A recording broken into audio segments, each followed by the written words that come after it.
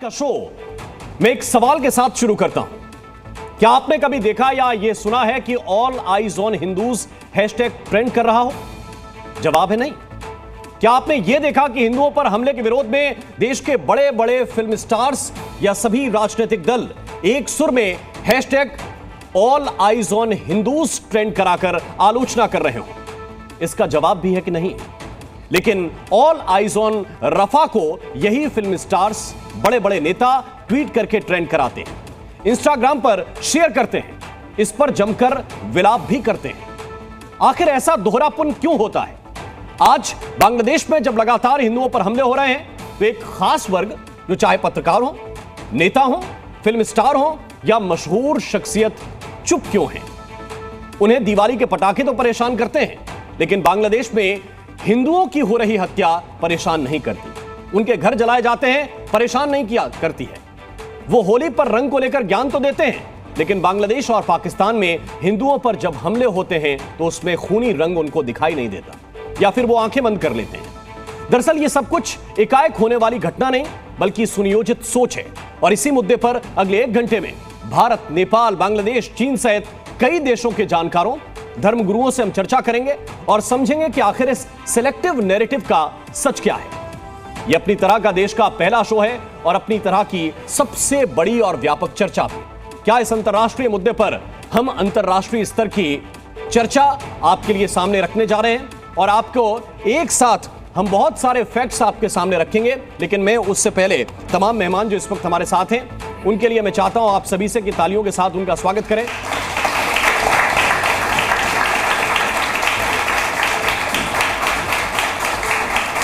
तो सभी मेहमानों का परिचय भी आपसे कराएंगे और उनकी बात भी आप तक पहुंचाएंगे, लेकिन उससे पहले कुछ फैक्ट्स जानने जरूरी हैं, कुछ तथ्य जानने जरूरी हैं। इसलिए एक रिपोर्ट मैं आपके सामने रखता हूं।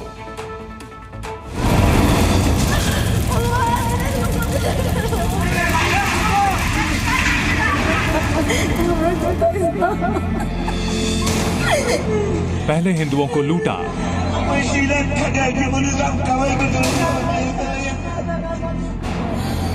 फिर हिंदुओं को मारा,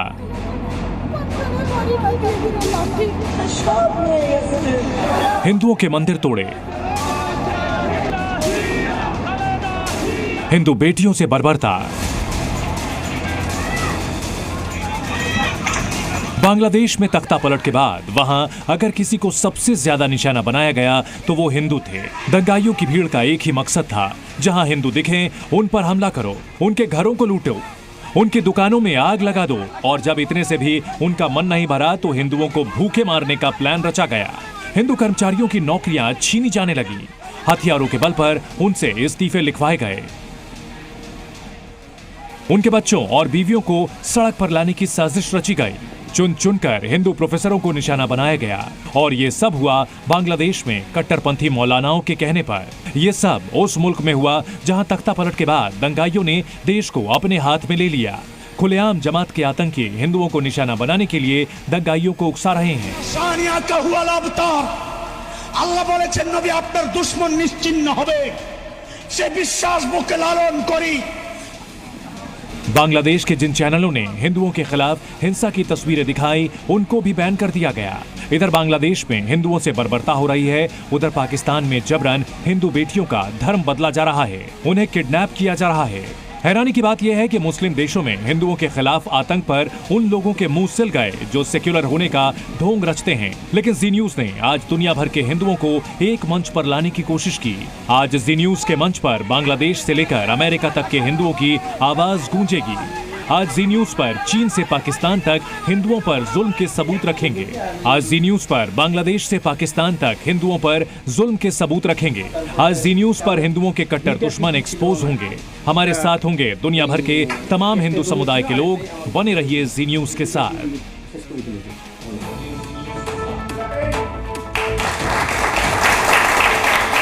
तो ये रिपोर्ट आपने अभी देखी और ये सिर्फ एक झलक है, क्योंकि बीते कई दिनों से जो घट रहा है या अतीत में जो घट चुका है, कई और देशों का भी मैं जिक्र करूं, अफगानिस्तान का, पाकिस्तान का, तो फिर आपको कई कई दिन कम पड़ जाएंगे उन रिपोर्ट्स को दिखाने में।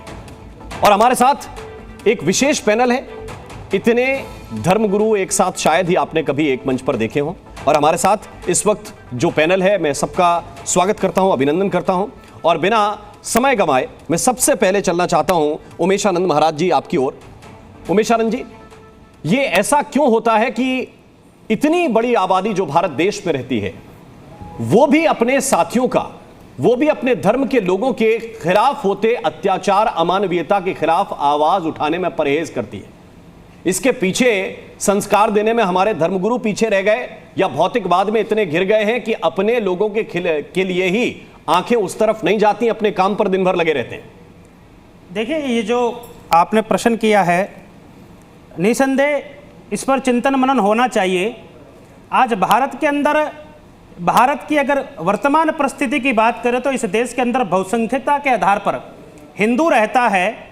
भारत में ही नहीं, भारत के अन्य देश हैं, अगर हिंदुओं के साथ वहां किसी प्रकार का कोई घटना चक्कर होता है, अत्याचार होता है, कि हिंदू बड़े पैमाने पर बाहर निकलकर नहीं आना चाहता।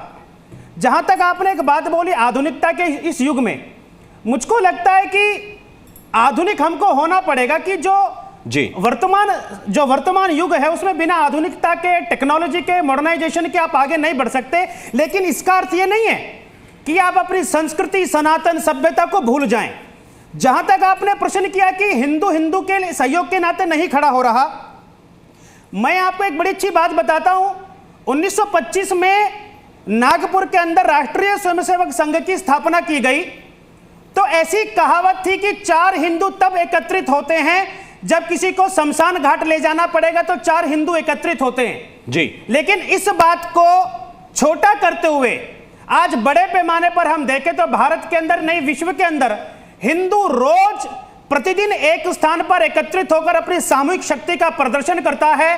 हां, मैं इस बात को स्वीकार करता हूं, जितनी ताकत के साथ हमको आना चाहिए हम नहीं आ रहे। इतनी नौजवान यहाँ पे युवा बैठे, मैं सबसे मैं विनती भी करता हूं कि अगर किसी हिंदू के साथ कोई अत्याचार होता है तो हम सबको खड़ा होना चाहिए। क्यों होना चाहिए भाई? अगर किसी मुसलमान के साथ कोई गलत होता है तो बड़ी संख्या में भारत में हो रहा है, तो पूरे संसार का मुसलमान उसका समर्थन करता है, और पूरे संसार में कोई घटना घटती है तो भारत का मुसलमान निकलकर उसका समर्थन करता है। तो हिंदू को भी एक बात से, एक समानता के आधार पर हिंदू के साथ खड़ा होना चाहिए।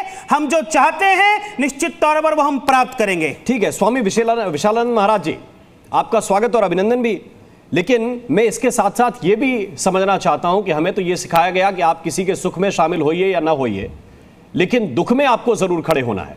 और यहां तो सीमा पार करके जाने की बात नहीं है, आपको सिर्फ अपनी बात कहनी है और वो ताकत दिखानी है कि नहीं, हम सारे लोग वहां खड़े हुए हैं। केवल कहने में भी परहेज हो जाता है?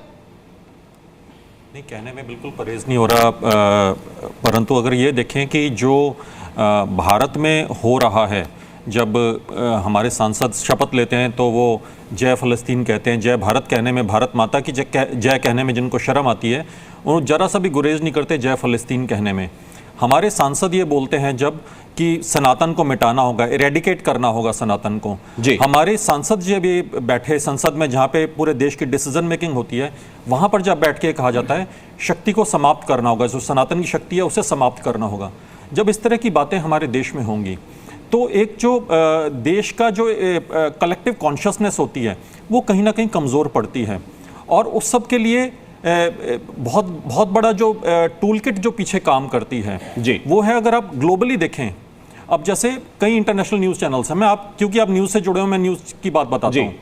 आप जो दुनिया का सबसे बड़ा इंटरनेशनल न्यूज़ चैनल है वो भारत में रह के भारत के खिलाफ बोलता है, पाकिस्तान में जाता है तो पाकिस्तान के खिलाफ बोलता है, रशिया में जाता है तो रशिया के खिलाफ बोलता है, जर्मनी में जाता है तो जर्मनी के खिलाफ बोलता है, क्योंकि वो जहां रहते हैं उसको डिस्टेबलाइज करना उनका मोटिव है, उनका क्लियर कट मोटिव डिस्टेबलाइज करना है।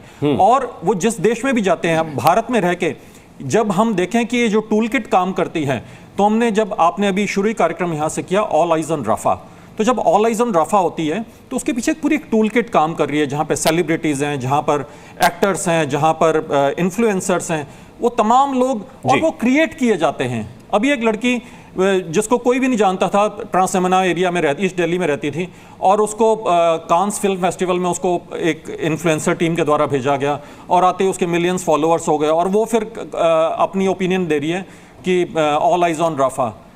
तो ये सब टूल किट्स क्रिएट की जाती हैं। लेकिन ये टूल किट आचार्य विक्रमादित्य जी, बात पूरी कर रहा हूं। जी प्लीज। तो अगर आप देखेंगे तो जो एंटी हिंदू लॉबी है, चाहे वो कम्युनिस्ट लॉबी हो, चाहे वो क्रिश्चियन लॉबी हो, चाहे वो मुस्लिम लॉबी हो, जब वो हिंदूज की बात आती है वो सब यूनाइट हो जाते हैं, चाहे वो उनकी जितनी मर्जी और डिफरेंस ऑफ ओपिनियंस हो। परंतु जब देश का विरोध करने की बात आती है, कम्युनिस्ट हमारे देश में विरोधी हैं, हमारे देश में उनकी जो ओपिनियन होगी वो एंटी नेशनल होगी। परंतु वही कम्युनिस्ट जब चाइना में जाते हैं तो communist party of China is the nationalist party in China. अगर आप इस चीज को कभी ध्यान देंगे तो हमें भारत में नेशनलिज्म की बात करें तो हमें शर्म आती है। हम कहते हैं कि बड़े हिंदूवादी हो गए, बड़े इस टाइप के सेकुलर फैब्रिक को खराब कर रहे हैं। परंतु वही जब चाइना में जाते हैं तो वो बिल्कुल नेशनलिज्म की बात करते हैं, वो नेशनलिस्ट पार्टी वहां की कहलाती है। ये जो टूल किट है राम जी, ये बड़ी खतरनाक चीज है और इस टूल किट के लिए एक काउंटर टूल किट क्रिएट करनी बहुत जरूरी है। जब पिछली सरकारें में जितनी सरकारें आई, उन्होंने इस देश में इतने लॉज इतने वो पास किए। बड़ी सिंपल सा मैं एग्जांपल देता हूं। Places of worship act 1991 special provision act था, वो भारत में 91 में पास किया गया। ठीक है। Special Hindu religious institutions and endowment act ये 1997 में पास किया गया। हमने इसको काउंटर करने के लिए मैं कहता हूं वक्फ बोर्ड छोड़ दो, मुस्लिम पर्सनल लॉ छोड़ दो। बिल्कुल, पॉइंट आपका क्लियर है सर। लॉज हैं हमारे साथ इस वक्त हिंदूज को यूनाइट करने के लिए कौन सा डॉक्टर संजीव चौबे इस वक्त हमारे साथ शंघाई चाइना से जुड़ रहे हैं और नेहा पंत इस वक्त हमारे साथ हैं, जो हमारे साथ इस वक्त कैलिफोर्निया यूएसए से सीधी जुड़ रहे हैं। आप दोनों का बहुत बहुत स्वागत है। सबसे पहले संजीव चौबे साहब, ये मुद्दा हमारा ये है कि ऑल आइज ऑन हिंदूज क्यों ट्रेंड नहीं हो सकता, या क्यों बांग्लादेश के हिंदुओं के लिए जो इस वक्त बेहद पीड़ा से गुजर रहे हैं उनके लिए आवाज पूरे विश्व से नहीं उठ सकती, जैसे हम देखते हैं गाजा के मामले को लेकर, फिलिस्तीन के मामले को लेकर उठती है। आपका क्या विचार है डॉक्टर संजीव चौबे? सर, इसके पीछे सबसे पहले तो नमस्कार।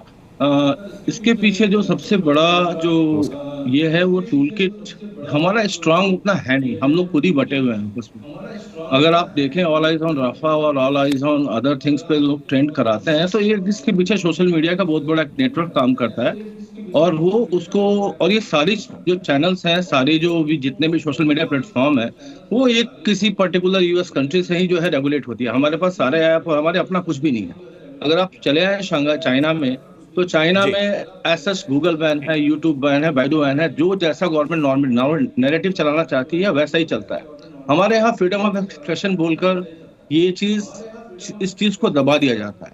तो हमें बेसिकली गवर्नमेंट और जो हमारे इंफॉर्मेशन एंड ब्रॉडकास्टिंग मिनिस्टर है, हमें भी कुछ इस तरह का सॉल्यूशन लाना चाहिए ताकि हम बाहरी ताकतों को रोक सकें थ्रू द सोशल मीडिया, जो एक बहुत बड़ा एक चैलेंज है आज के डेट में। और इसको जब जी बिल्कुल सर, मैं आपके पास वापस लौटता हूं। हमारे साथ नेहा पंत हैं इस वक्त यूएसए से। नेहा, ये टूल किट की जहां तक बात हो रही है, एक बड़ी बात इसके पीछे जो मुझे समझ में आ रही है कि स्थितियां दरअसल बन क्या रही हैं कि एक तरफ तो आतंकवाद को डिफेंस किया जाता है, उसको डिफेंड करते हुए लोग हैशटैग ट्रेंड करा लेते हैं, जबकि हकीकत यह है कि हमास की तरफ से कायराना हमला किया गया, इजराइल के बहुत से लोगों को मारा गया और वो आतंकवादी हमला सबने देखा कि एक साथ हजारों रॉकेट छोड़े गए। और एक तरफ विशुद्ध पीड़ित लोग हैं जो हिंसा से बहुत दूर हैं, वो सिर्फ अपने घर, अपने मकान, अपने मंदिर बचाना चाहते हैं। हम उनके लिए भी आखिर क्यों उतनी मजबूती से खड़े नहीं हो पाते? नेहा जी। जी देखिए, इसका सबसे पहला और सीधा साधा जवाब यह है कि जो इंडिविजुअल वॉइसेस हैं, जो चाहे वो भारत में हैं या भारत के बाहर हैं, जो प्रो हिंदू या प्रो नेशनल इंटरेस्ट के लिए बात करती हैं, जो भारत के नेशनल इंटरेस्ट से जुड़ी बात करती हैं, उनको पेट्रोनेज बिल्कुल नहीं मिलता है। और मैंने हमेशा, ये मेरा एक पर्सनल ऑब्जर्वेशन है कि भारत में अभी जो कहा जा रहा है कि जैसे एक राष्ट्रवादी सरकार है, बहुत अच्छा काम उन्होंने किया कई मोर्चों पे, लेकिन नैरेटिव बिल्ड करने के मामले में ये बहुत पीछे हैं। और मैं तो कह रही हूँ कि ये बार बार ये हारते हैं नैरेटिव के जब मुद्दे पे। साथ ही साथ मैंने नोटिस किया कि कभी भी इंडिविजुअल वॉइसेस जो इनकी समर्थन पे एक जो इन्फ्लुएंसर है, चाहे वो छोटे यूट्यूब के इन्फ्लुएंसर हो चाहे कोई और हो, उनको बिल्कुल भी किसी भी तरीके का ये समर्थन नहीं देते हैं। अब एक सो कॉल्ड बहुत बड़े इन्फ्लुएंसर मैं सुनती हूँ जो कई बार मिस इन्फॉर्मेशन का भी प्रचार करते हैं, उनको कितना पेट्रोनेज मिलता है, उनको क्लाउट मिलता है, उनको सपोर्ट मिलता है, हर तरीके से उनको आगे बढ़ाया जाता है, चाहे फिर वो विपक्षी पार्टियों के द्वारा हो, चाहे फिर वो उसी जो पूरा एक ग्रुप है वो एक साथ एक ही लाइन को लेके चलता है और उसको और अपने ही से जुड़ी आवाजों को मजबूत करता है।